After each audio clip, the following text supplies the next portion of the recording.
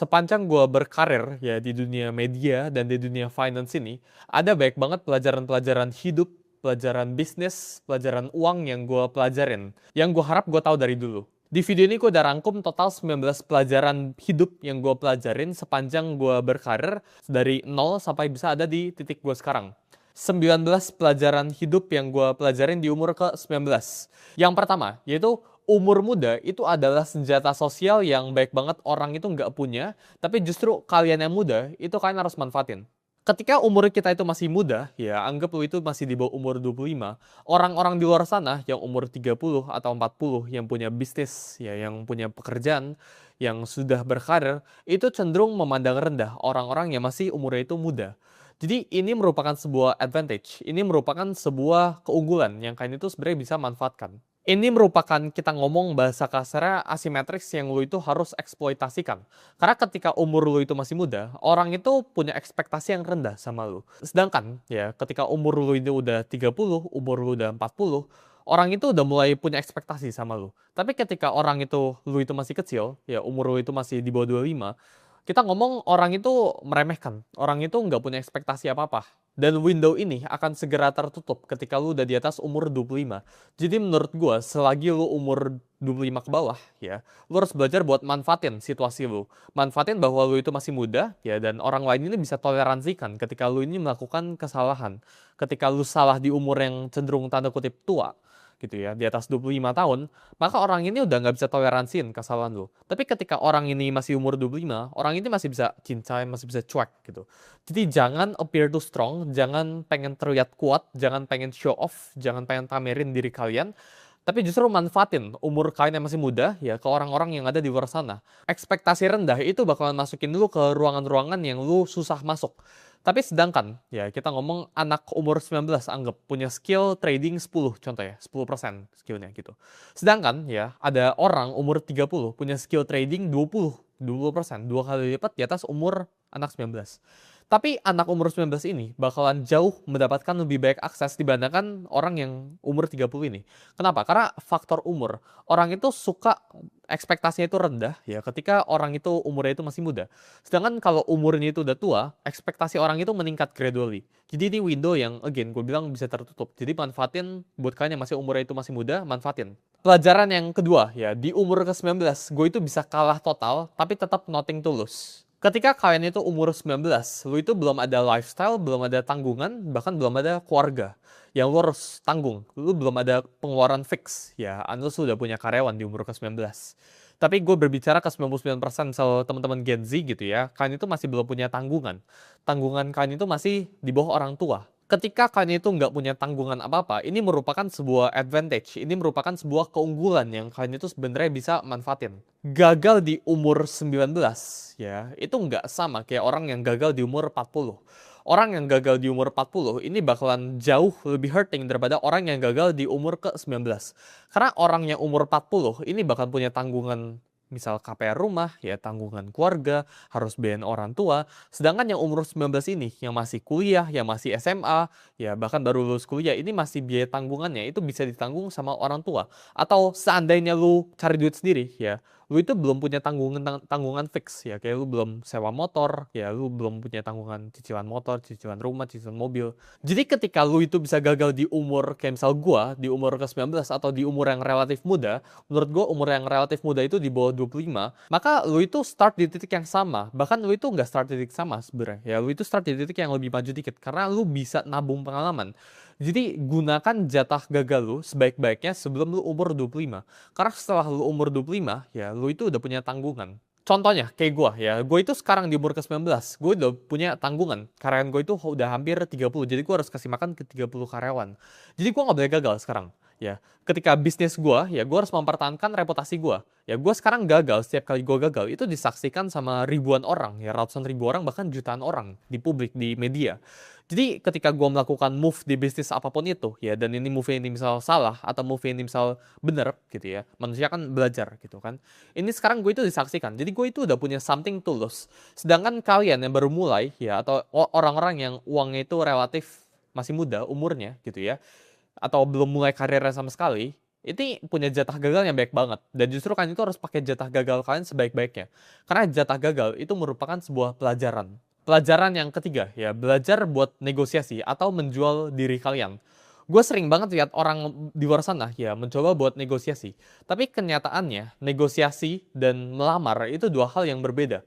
Kalau lu nggak punya sesuatu buat lu offer, atau kalau lu posisi itu jauh di bawah orang yang lu pengen negosiasiin itu, maka lu itu bukan sedang bernegosiasi, lu itu sedang melamar, lu itu sedang meminta. Aturan gua, ya, kalau lu nggak bisa walk away, lu itu nggak lagi negosiasi, lu itu lagi melamar. Maksudnya kayak gimana? Misal lu itu lagi pengen melamar kerja sama gua, yang sekarang lagi nonton gitu. Tapi, ya, lu itu nggak bisa walk away dari gua, ya, lu itu terpaksa. Pilihan lu satu-satunya itu cuma ke gua, ya, pekerjaannya. Kalau lu nggak sama gua, lu nggak bisa kerja lagi sama tempat lain. Itu lu bukan sedang bernegosiasi. Ya, lu itu nggak ada negotiation power, kita ngomong. Ya, lu itu nggak ada higher ground. Lu itu sedang melamar ke suatu pekerjaan. Misal gue punya bisnis, ya, gue pengen deal sama bisnis A gitu. Tapi gue itu nggak bisa walk away dari bisnis A ini. Ya, gue terpaksa harus bisnis sama A ini. Itu gue nggak bisa negosiasi lagi sama dia gitu ya. Gue itu sedang melamar sama bisnis A itu gitu ya. Jadi ini berlaku ke semuanya gitu ya. Lu harus tahu ya, lu itu bisa walk away dari suatu deal ini atau enggak. Karena ketika lu itu udah nggak bisa walk away, lu itu harus tahu kalau lu bukan sedang bernegosiasi, lu sedang melamar. Dan ketika lu nggak bisa walk away, posisi lu itu jauh di bawah orang yang lu sedang ngomong. Jadi need, ya, itu menciptakan yang namanya itu desperation. Dan desperation atau orang yang terpaksa, ya, orang yang kepepet, itu selalu bisa dicium, selalu bisa kelihatan. Solusinya itu gimana? Ya, kalian itu sebelum masuk sebuah ruangan, lu itu tanya, apakah gue itu bisa walk away dari deal ini atau enggak? Ini berlaku ke semua, ya, kehidupan kalian, bisnis kalian, karir kalian, semuanya gitu ya. Ketika lu nyadar orang yang lu lagi ngomong ini satu-satunya opsi lu nggak bisa walk away dari dia. Karena ketika lu walk away dari dia, lu nggak punya opsi apa-apa lagi, maka itu lu bukan negosiasi, ya. Lu langsung di bawah dia levelnya. Punya banyak alternatif, ya, itu bukan arogan. Punya banyak alternatif itu perlindungan buat diri kalian sendiri. Pelajaran yang keempat, ya, never ask first, ya. Ini ada satu quote yang lumayan menarik, ya. Ini mungkin terdengar itu arogan, tapi menurut gue ini lumayan nyata ke kehidupan gue, ya. Yaitu I don't chase, I attract. Ini menurut gue sesuatu yang kalian itu harus lakukan juga, ya. Di hidup gue sekarang, ya, gue itu hampir tidak pernah samperin orang, ya, kecuali gue bener-bener butuh sama orang itu. Contoh kita ngomong, ya, beberapa orang, ya, yang punya duitnya di sebelahnya T, ya, gue bukan bilang mereka itu di bawah gue dan sebagainya, tapi banyak kan, ya, 99% of the time, ya, itu mereka yang reach out ke gue dulu, ya, buat either ngajakin podcast atau ngajakin makan, gitu ya. Sangat jarang untuk gue itu datengin ke mereka, ya, gue bisa gak networking sama lo, gitu ya, atau enggak pekerjaan. Ya, simple. Ya, itu dari sisi networking tadi, dari sisi pekerjaan. Pekerjaan itu gue nggak pernah tanya ke orang, ada pekerjaan atau enggak. Ya, yang gue lakukan itu, pekerjaan itu yang datang ke gue. Dan ini kondisi yang kan itu harus bikin dalam hidup kalian. Jadi, fungsinya kondisi ini tuh apa? Karena ketika orang yang datang ke lu dulu, ya, itu need, itu kebutuhan. Dan kebutuhan itu menciptakan yang namanya itu desperation. Ketika orang ini udah datang ke lu itu punya higher ground, lu itu punya posisi tawar yang lebih tinggi dibandingkan dengan orang itu. Lu nggak jamin buat menang, ya. Tapi dengan orang itu datang ke lu duluan, lu udah dapat 1 poin ekstra. Orang itu masih 0. Gue hampir jarang sekali reach out ke orang buat minta sesuatu. Ya, gue selalu menawarkan atau enggak orang lain yang biasa datang ke gue. Dan menurut gue itu sesuatu yang kalian harus terapin dalam hidup kalian, ya. Jadi belajar buat sabar, ya. Karena orang yang punya value, emas itu juga pasti dicari, ya. Emas itu nggak minta dicari, tapi akan dicari. Berlian itu nggak minta dicari, tapi orang itu mau cari berlian, gitu. Sama kayak hidup kalian, sama kayak kalian. Jangan sampai kalian itu berlian yang nyari-nyari orang buat ditambang gue. Masa nggak pernah kan di luar sana berlian atau emas gitu kan, ayo tambang gua gitu, itu nggak pernah terjadi gitu. Yang terjadi itu apa? Ya, emas itu cuma diem, tapi orang itu yang nyamperin. Nah, dalam hidup kalian itu harus seperti itu. Kalian harus belajar punya value gitu ya, dimana orang itu bakal samperin ke kalian, bukan kalian yang samperin ke orang terus. Yang kelima, ya, dunia itu sempit, ya. Jadi belajar buat jaga reputasi lu kayak ini cuma satu-satunya yang lu punya. Ini mungkin kan udah sering banget dengar ya dari semua orang kalau jaga reputasi kalian dan sebagainya. Tapi faktanya ya semua orang itu nggak terapin ini. Ya maksud gue dari jaga reputasi ini apa? Ya jangan buat musuh ya. 1000 teman itu terlalu sedikit, satu musuh itu terlalu banyak. Belajar buat netralin, belajar buat bikin musuh yang dari musuh itu jadi nggak benci sama lu gitu ya. Ini gue terapin juga ke keseluruhan relationship gue. Gue selalu berusaha untuk nggak create polarization ya. Gue nggak pengen ada orang yang benar-benar suka banget sama gue, tapi satu sisi ada orang yang benci banget sama gue. Karena ketika kondisi ini terjadi, ketika gue jatuh ya, ketika gue lagi turun gitu ya, orang itu mendoakan downfall gue, orang itu mendoakan ya kejatuhan gue, dan itu nggak bagus. Ketika gue lagi di atas ya, orang-orang yang benci-benci sama gue ini pasti pikirin cara buat jatuhin gue.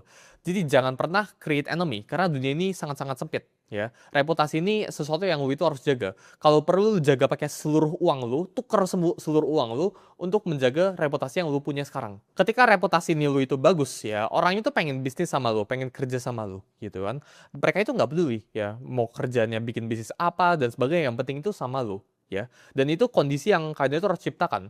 Sekarang kalau gue offer ke teman-teman gue misal gitu ya, lu pengen nggak bisnis sama gue tentang A gitu ya, mereka itu nggak lihat bisnisnya, mereka lihat guanya langsung. Jadi apapun bisnis yang gue offer ke mereka ya, mereka itu siap, mereka itu terima karena mereka itu percaya. Jadi ada elemen percaya terhadap diri gue, karena gue itu sangat-sangat menjaga reputasi gue. Apakah gue pernah salah? Jawabannya itu pernah. Tapi kesalahan ini tidak sampai mencoreng reputasi gue. Sekali itu udah mau kecoreng dikit, gue langsung undo ya, gue langsung tarik. Pelajaran yang keenam ya, aset yang paling berharga itu bukan uang, bukan properti, bukan sesuatu yang didapatkan. Tapi aset paling berharga itu diri kalian sendiri. Aset yang paling berharga itu sering nggak punya angka di laporan keuangan. Contoh, kayak gue pribadi sekarang ya. Mungkin kalian bisa lihat di luar sana, gue punya uang puluhan miliar, ya cenderung bisa net worth gue ada ratusan gitu ya. Gue punya mobil, gue punya jam tangan, gue punya aset, gue punya banyak banget gitu ya, Bitcoin dan sebagainya. Itu kan bentuk dari aset. Tapi menurut gue, aset ini itu adalah aset yang paling murah yang lu bisa punya. Ketika kita ngomong gue punya audience gitu ya, gue punya network yang kuat, gue punya skill, gue punya kepala gitu ya, gue punya tim bahkan ya. Ini aset yang lebih mahal. Jadi urutannya itu aset ya, jadi kayak uang gitu ya, saham, kripto, terus ya mobil, jam tangan, semuanya bentuk itu gitu ya. Itu aset yang paling rendah gitu ya. Yang kedua itu kepercayaan, loyalty, audience gitu ya. Itu juga bisa jadi aset gitu ya. Human labor ini yang paling atas ya, level paling tinggi gitu. Karena ketika lu punya resource allocation, human labor ya, lu punya orang-orang terdekat lu yang bisa ngelakuin apapun itu. Orang-orang lu yang A+ kita ngomong, orang-orang yang hebat, maka ini aset terbaik lu. Jadi aset itu nggak melulu tentang uang. Itu yang gue pelajarin di umur ke-19. Aset itu bisa bentuk itu lain. Bisa bentuk dalam orang, bisa bentuk dalam ilmu. Ilmu kepala lu itu aset gitu ya. Karena gini, kalau uang lu itu aset lu, kalau gue sekarang riset semua uang lu, apakah lu bisa dapetin balik uangnya gitu ya. Kalau tanya gue, jawabannya gue bisa gitu ya. Karena gue punya apa yang gue butuhkan dalam kepala gue. Gue punya ilmunya, gue punya networknya, gue punya skillnya. Jadi gue pribadi ya nggak pernah ngelihat diri gue itu seberapa kaya dari seberapa banyak uang yang gue punya ya. Karena menurut gue uang itu merupakan lagging indicator. Berapapun uang yang gue hasilkan detik ini, sekarang gitu ya, hari ini atau bulan ini gitu ya, itu tidak gara-gara gue bekerja hari ini. Itu gara-gara 3 tahun yang lalu ada Suli yang lagi kerja di kamarnya. Terus dia bekerja untuk membuild atau belajar skill baru yang gue sekarang itu bisa pakai. Gue sekarang bisa public speaking, gue sekarang bisa trading gitu ya. Itu bukan gara-gara hari ini gue bekerja, tapi gara-gara 1, 2 tahun, 3 tahun lalu gitu ya. Itu gue pelajarin sesuatu. Jadi uang itu adalah lagging indicator. Aset yang kalian punya itu skill. Ya, itu diri kalian, bukan uang. Pelajaran yang ketujuh, wait and see atau diam, itu juga sebuah move. Ya, orang zaman sekarang itu pengen itu gerak terus. Ya, jadi mereka punya bisnis, mereka punya karir. Biasanya yang bekerja itu mereka itu pengennya, oh gue pengen gerak, hari ini harus ngapain, harus ngapain, harus ngapain gitu. Misal gue sekarang, gue diserang gitu ya. Misal ada audience, gue ada hater gitu ya, yang talk bad, yang ngomong negatif tentang gue gitu. Gue nggak ngapa-ngapain, gue tinggal diam aja. Karena diam itu posisi yang leverage. Ya, ketika mereka itu menghabiskan energi mereka, ya ngoceh gitu terus ke gue itu nggak habisin energi apa-apa buat nyerang mereka balik atau buat mikirin mereka. Bahkan itu nggak pernah terlintas dalam pikiran mereka. Haters gue itu atau orang-orang yang mencemooh gue, ya meskipun sedikit sekarang gitu ya, itu nggak pernah terlintas dalam pikiran gue. Ya, orang suka nyerang, oh Suli orangnya kayak gini, Suli salah analisis dan sebagainya. Ya mau itu benar atau salah, diam itu merupakan sebuah posisi, diam itu merupakan leverage. Gue nggak perlu balas mereka, mereka itu akan menghilang dengan sendirinya. Karena gue lihat ini patternnya ada di mana-mana ya. Orang yang lebih sukses dari kita, orang yang lebih kaya dari kita, itu tidak pernah talk bad tentang kita. Karena kalau mereka itu talk bad tentang kita, mereka itu artinya bukan di atas kita. Belajar buat bedain kapan waktunya buat kalian bicara, kapan buat waktunya kalian diem, ya. Jadi ketika waktunya itu lu lagi diserang dan sebagainya, misal gua gitu ya, itu majority gue diem, gue nggak pernah ngapa-ngapain, ya. Berbicara ini ketika apa? Ketika lu ada waktunya, ketika lu mendapatkan data dan faktanya, ya. Jangan pernah sembarangan bicara, ya, ke depan media atau ke depan teman-teman lu, ya. Again, balik lagi ke yang 6 tadi, ya. Dunia ini sempit, gitu ya. Jadi lu harus menjaga reputasi lu harus menjaga mulut lu ini harus dijaga, ya. Lu nggak boleh sembarangan ngomong. Yang ke-8, ya. Tahu apa yang lu nggak tahu itu jauh lebih penting daripada tahu apa yang lu tahu. Jadi ketika ada sebuah fakta, ya, orang-orang yang pinter-pinter, ya, yang sok pinter di luar sana, ya, itu bakalan ngomong, oh gue tahu A, gue tahu B, gue tahu C, gue tahu B, gitu kan. Tapi ketika gue ngomongin, lu tahu E gak? Oh itu gue nggak tahu sih, gue. Jadi mereka itu nggak tahu tentang apa yang mereka nggak tahu. Justru yang harusnya kalian tahu, ya, itu apa yang kalian nggak tahu. Jadi self awareness kalian itu harus tinggi. Ya, coba kalian tulis di dalam kertas gitu ya. Apa sih kekurangan-kekurangan kalian? Tahu kelemahan kalian itu jauh lebih penting daripada tahu kekuatan kalian. Ya, artinya apa? Kalau lu tahu kelemahan lu itu apa? Ya berarti lu harus avoid, lu harus singkirkan. Ya ini jangan ada di hidup lu gitu. Tapi tahu semua kekuatan lu itu semua orang bisa. Karena semua orang itu punya bias terhadap dirinya sendiri. Jadi belajar buat tahu apa yang lu nggak tahu atau punya self awareness yang tinggi. Ya, jadi hari ini itu gue kurangnya apa itu lebih penting daripada lu tahu apa yang lu kerjain hari ini. Pelajaran yang ke-9 ya, orang yang paling berbahaya di suatu ruangan itu bukan orang yang paling pinter, tapi orang yang paling nggak butuh atau orang yang tidak terlihat seperti ada kepentingan, orang yang paling misteri. Yang namanya itu power, ya power itu bukan soal kapasitas kalian atau lu punya berapa banyak duit. Yang namanya power itu soal ketergantungan, ya ketergantungan lu itu terhadap suatu pihak dia butuh atau enggak gitu. Ketika misal lu buat sebuah deal, ya misal gue bisnis sama lu gitu ya kan, gue pengen jual sebuah minuman sama lu gitu. Tapi lu itu nggak butuh minumannya gitu ya, lu bebas lu pengen ambil atau enggak gitu. Otomatis level gue itu jauh di bawah lu itu di atas gue. Pasti itu tinggi langsung gitu. Jadi ketika lu bisa masuk ke suatu ruangan, lu bisa deal, misal lu interview lowongan pekerjaan, tapi lu itu nggak butuh gitu. Lu itu nggak ada kepentingan, lu itu nggak apa-apa kalau nggak dapet pekerjaan ini. Lu otomatis bakalan dapat higher groundnya. Yang paling butuh dealnya itu bakalan jadi posisi di paling lemah. Jadi ketika lu menghadapi situasi seperti itu, ya berusahakan untuk either naikin dulu value lu, gitu kan. Ini tentang equation ya, baik lagi.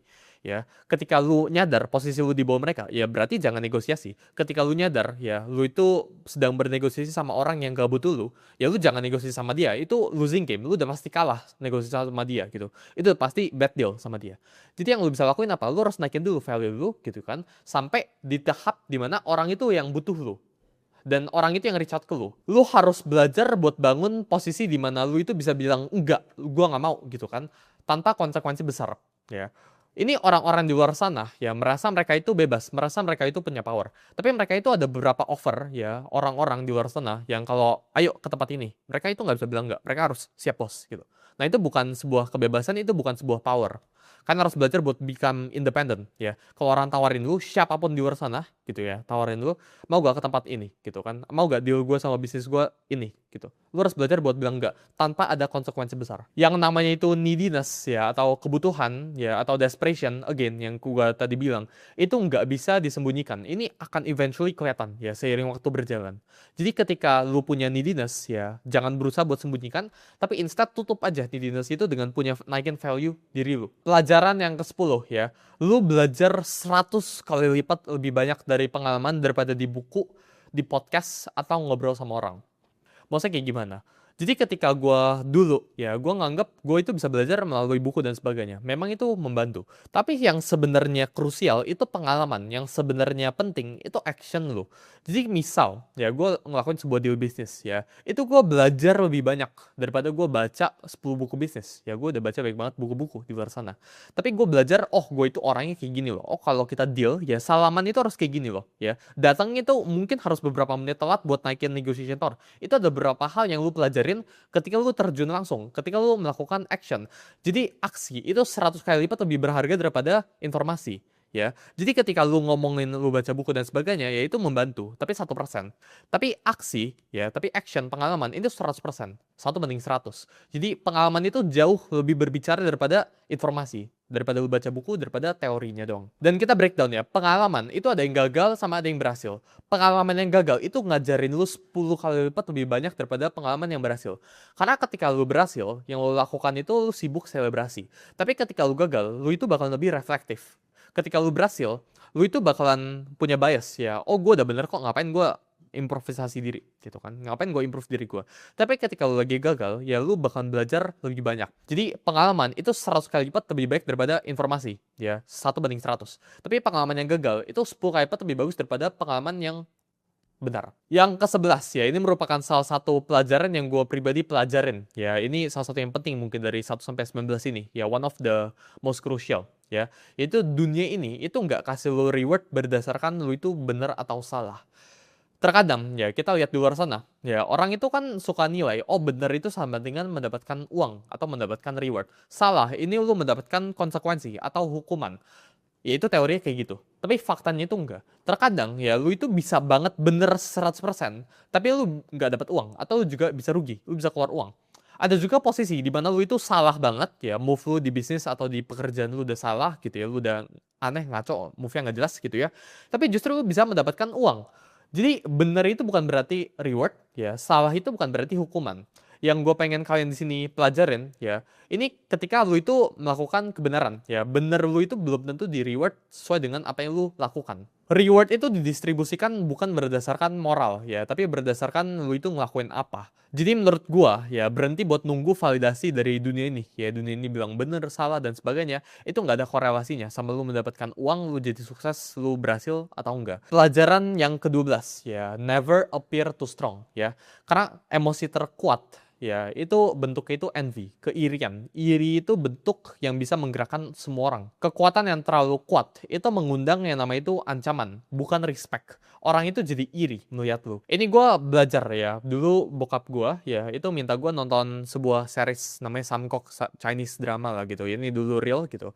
Jadi dulu ya, ada sebuah kerajaan yang rajanya itu meninggal. Terus saya ada sebuah kerajaan lain yang nyerang kerajaannya. Itu udah siap-siap, udah kudanya semuanya, pasukannya udah maju gitu. Penasehat hukumnya, penasehat perangnya ya, itu bilang ya, kita buka aja semuanya gitu kan. Kita never appear too strong ya. Kita buka aja pintunya gitu ya, buka lebar-lebar gitu ya, biarin mereka serang. Kita buat seakan-akan kita itu bebas gitu ya. Lu mau serang kita, kita nggak siapin defense sama sekali gitu kan. Kita don't appear too strong, kita appear weak gitu. Tapi justru ya ini merupakan reverse psychology, di mana orang-orang ya di luar sana ya, raja-raja kerajaan ini yang pengen nyerang itu justru batal nyerang, gak jadi nyerang. Kenapa? Karena kerajaan ini justru takut ya, ini apa, ini jebakan, ini pintunya dibuka gitu kan, ini nggak ada archery dan sebagainya. Padahal kenyataannya ini nggak ada jebakan sama sekali, ini cuma mereka buka aja. Tapi mereka itu menggunakan strategi ini, appear weak ya, never appear too strong. Yang paling powerful itu adalah ketika lu bisa terlihat biasa-biasa saja, tapi di belakang lu itu powerful semua. Itu yang lu sebenarnya harus lu achieve, bukan lu terlihat kuat banget dari depan gitu ya. Karena kalau lu terlihat terlalu kuat dari depan, orang itu bakal cari cara buat serang lu gitu kan. Karena orang itu iri gitu kan. Sama kayak misal gaji. Gaji itu kenapa lu jangan umbar-umbar? Ini gue udah sering banget dibilang beberapa di YouTube channel gue. Karena ketika misal gaji lu 100 juta, orang yang denger lu gajinya di bawah 100 juta, orang itu bakal iri sama lu dan bakal cari cara buat tarik lu ke bawah. Itu crab mentality namanya. Tapi ketika gaji orang itu di atas lu, orang itu bakalan ngeremehin lu. Jadi sharing gaji lu, sharing power lu, itu nggak perlu. Ya, never appear too strong. Yang ketiga, ya ini tentang saham di perusahaan, yaitu punya valuasi versus punya cash, itu dua hal yang berbeda. Orang di luar sana sering valuasiin perusahaan mereka. Oh, perusahaan gue itu punya beberapa perusahaan di dalamnya gitu kan. Ini kalau lo hitung ya, valuasi gue ya 100M, berarti kekayaan gue 100M. Tapi kekayaan 100M versus lo punya liquid cash 100M, ini jauh beda banget levelnya. Orang yang punya 50 miliar cash hari ini juga versus orang yang punya 100 miliar valuasi, menurut gue itu lebih kaya orang yang punya 50 miliar cash. Karena belum tentu lu bisa jual perusahaan lu yang punya valuasi sekian puluh miliar atau ratusan miliar atau triliunan. Karena valuasi itu sangat bergantung sama yang namanya itu foundernya. Valuasi itu basically foundernya. Ya mungkin itu bisa bilang valuasi diri lu, bukan valuasi perusahaan lu. Jadi valuasi on paper nggak boleh lu lihat sebagai kekayaan lu. Ya on paper ini ya on paper. Bahkan lu harus diskon 50% jauh gitu. Sedangkan cash ini lebih kuat. Ya cash itu the strongest form of wealth. Pelajaran yang ke-14 ya, berani itu lebih penting daripada lu jadi siap atau lu pinter. Gue lihat baik banget orang-orang yang pintar, orang-orang yang udah siap di luar sana, orang-orang yang kompeten, tapi mereka itu nggak berani di luar sana. Jadi mereka itu nggak bakal gerak dari tempat mereka. Padahal otak mereka itu lebih pintar dari gue. Gue punya baik banget teman-teman gue yang di luar sana, yang isi kepala mereka itu lebih pintar dari gue. Tapi mereka itu nggak berani kayak gue. Siap atau pintar itu adalah ilusi yang dibuat sama orang malas yang nggak mau mulai. Orang yang bisa menang dalam dunia ini itu adalah orang yang bisa hidup dalam ketidakpastian. Semakin banyak uncertainty, semakin banyak ketidakpastian yang lu bisa toleransi, semakin berani lu, ya, maka semakin sukses diri lu. Kita ngomong kayak, lihat sekarang ya kejadiannya, Elon Musk. Elon Musk itu uncertainty itu tinggi banget. Elon Musk kan dibilang punya kekayaan $1 triliun, ya, the world's first trillionaire, katanya kayak gitu. Tapi kalau kalian fact check ya, 1T, ya, $1 triliun US dollars gitu ya, itu nggak bisa dicairin. Dan uncertainty Elon Musk ini besar sekali. Elon Musk ini nggak bisa dan nggak akan dibayar unless dia itu taruh 1 juta orang di Mars. Gitu. Jadi uncertainty yang dia makan itu besar sekali, maka reward yang dia akan dapat itu semakin besar. Pelajaran hidup yang ke-15 yang gue alamin dalam hidup gue, ya. Semua orang di dunia ini itu digerakin sama yang namanya itu kepentingan. Bahkan orang yang lu paling percaya pun. Orang yang paling pure dalam hidup lo itu cuma keluarga lu. Setiap orang itu punya agendanya masing-masing, ya, percaya atau enggak, kelihatan atau enggak gitu ya. Setiap orang itu punya kepentingan ya masing-masing. Begitu lu mulai tanya, ya, setiap lu ngobrol sama orang ini kepentingannya apa buat hidup gua?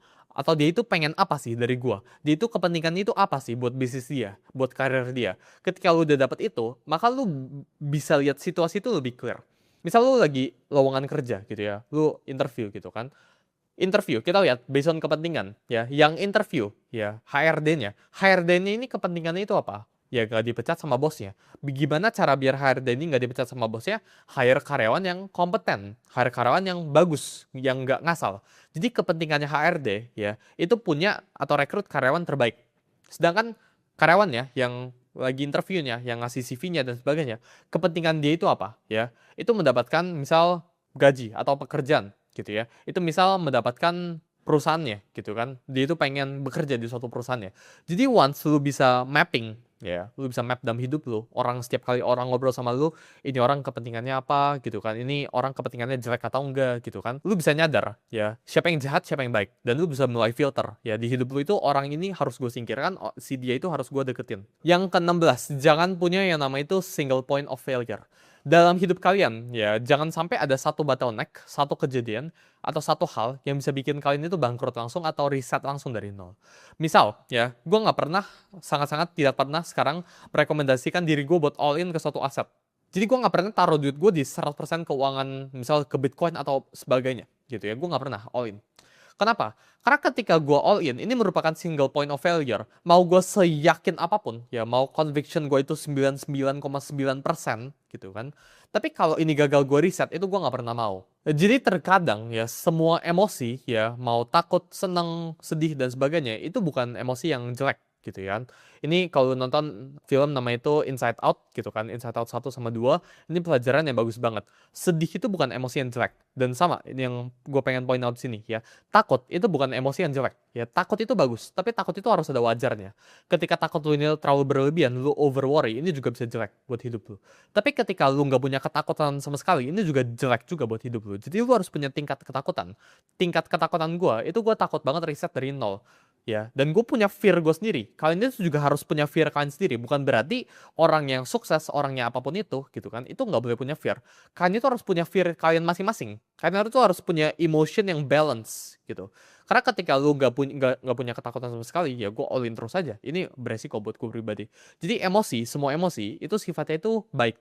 Nggak ada sih emosi yang sifatnya itu benar-benar jelek. Pelajaran yang ke-17 ya, bedakan yang namanya itu sibuk dan produktif. Ya, orang itu sering bilang, oh itu gue sibuk ya, gue sibuk 8 jam sehari ya. Tapi sibuk mereka 8 jam ini menghasilkan berapa banyak ya. Sedangkan orang yang produktif ya, mereka itu bisa aja cuma kerja 1 sampai 2 jam gitu kan. Tapi mereka gitu kan, ini bisa menghasilkan lebih baik daripada orang yang bekerja 10 jam. Itu ibarat kayak ada satu pak gitu kan, ini harus diangkat semuanya gitu kan. Orang yang sibuk itu yang bakal ngangkat sesuatu gitu kan, mereka angkat gitu, capek, itu sibuk, orang sibuk. Tapi orang yang produktif itu mereka bakal cari traktor atau mereka bakal cari mobil buat diangkut semua terusnya di jalan gitu kan. Jadi orang yang sibuk dan produktif, itu kan harus belajar buat bedakan. Jangan jadi sibuk, don't be busy, ya, be productive. Yang ke-18 ya, jangan pernah takut sama yang namanya itu kompetitor, takut sama diri kalian sendiri. Gue sering banget berpendapat, ya, misal gue punya kompetitor di luar sana gitu kan, gimana kalau kompetitor gue ngelakuin A, gimana kalau kompetitor gue itu disuntik dan sebagainya, diapain dan sebagainya, kompetitor gue grow dan sebagainya. Kenyataannya ya, itu cuma ada dalam pikiran gue sendiri. Kalau hanya dengan kompetitor itu dapat uang, terus kompetitor itu bisa ngalahin lo, berarti yang salah itu bukan kompetitor ya, yang salah itu diri lo. Itu terjadi juga dalam bisnis. Misal, gue punya bisnis toko kopi gitu kan, gue punya kopi, sebelah juga punya kopi. Kalau sebelah dengan sebelah ini diinjek 1 miliar, tiba-tiba dia bisa grow di atas gue, ya. Terusnya gue nggak bisa outgrow dia. Masalah itu cuma di capital. Berarti itu kesalahan itu ada di gue, bukan ada di kompetitor gue.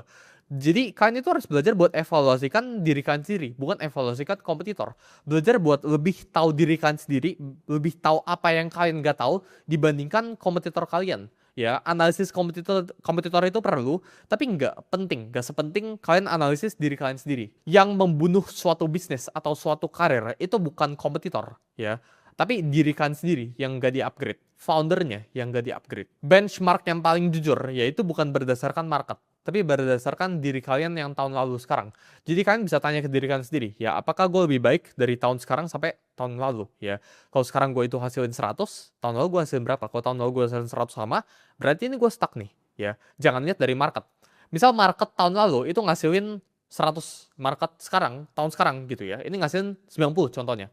Berarti kalau gue tahun lalu ngasilin 100, tahun ini ngasilin 100, secara hitungan market gue itu menang. Tapi kenyataannya itu enggak. Ya, lu itu nggak boleh compare diri lu itu berdasarkan market. Lu itu harus compare diri lu berdasarkan diri lu sendiri. Yang ke-19, compounding itu nggak melulu tentang uang, tapi melulu tentang skill dan network.